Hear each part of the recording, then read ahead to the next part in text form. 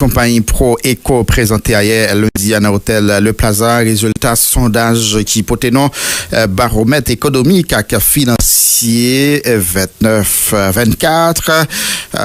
Objectif sondage ça, c'est permettre à la compagnie de dresser bilan économique année 2023 et puis établir perspective pour année 2024. Là, président directeur général Pro-Eco Haïti, économiste Enomi Germain expliqué l'importance yon outils comme ça gagnant l'été pour tes précisions ça dans micro Jean-Paul Diac Jean-Pierre Vital. Baromètre économique et financier qui s'allie son sondage qui menait auprès des professionnels de l'économie, de la finance mais également des politiques publiques en Haïti.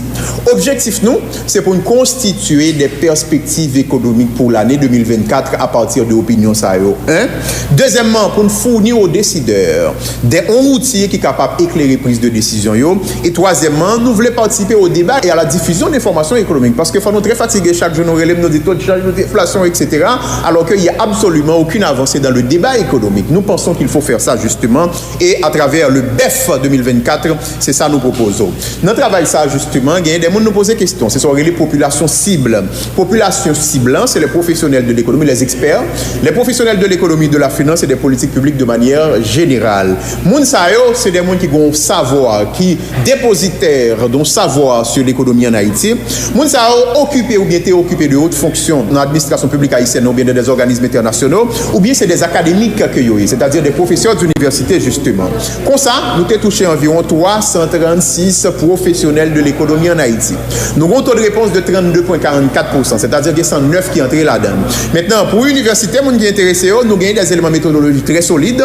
D'abord, nous avons une approche non probabiliste, étudiants vont comprendre très bien ça me dit là. Deuxièmement, nous avons un échantillon, nous relais au jugé avec un échantillon en boule de neige et nous avons des gens accès pour partager questionnaire avec des gens qui ont le même profil là. 85,3% là-dedans, c'est des garçons. Nous, tout dénoncer le fait que il y a des métiers qui sont réservés aux hommes et moins femmes qui font. C'est uniquement 14,7% de répondants qui sont de sexe féminin pratiquement. Moun sa yo, 2,8% là-dedans, qui plus passé 65 ans. 9,2% là-dedans, yo gagne entre 55 ans et 64 ans. 15,6% là-dedans aussi entre 45 et 54 ans. Alors que, ou gagne 37,6% qui est entre 35 et 44 ans, ou gagne 34,9% qui c'est des gens qui gagnent plus passé 34 ans. 49,5% des gens qui répondent, ils vivent en Haïti. Alors que 50,5% là-dedans, ils vivent dans la diaspora. Pas oublier, non, nous avons pas 4 qui dans la diaspora, notamment au Canada et aux États-Unis d'Amérique. Moun sa ont participé tout dans l'enquête là.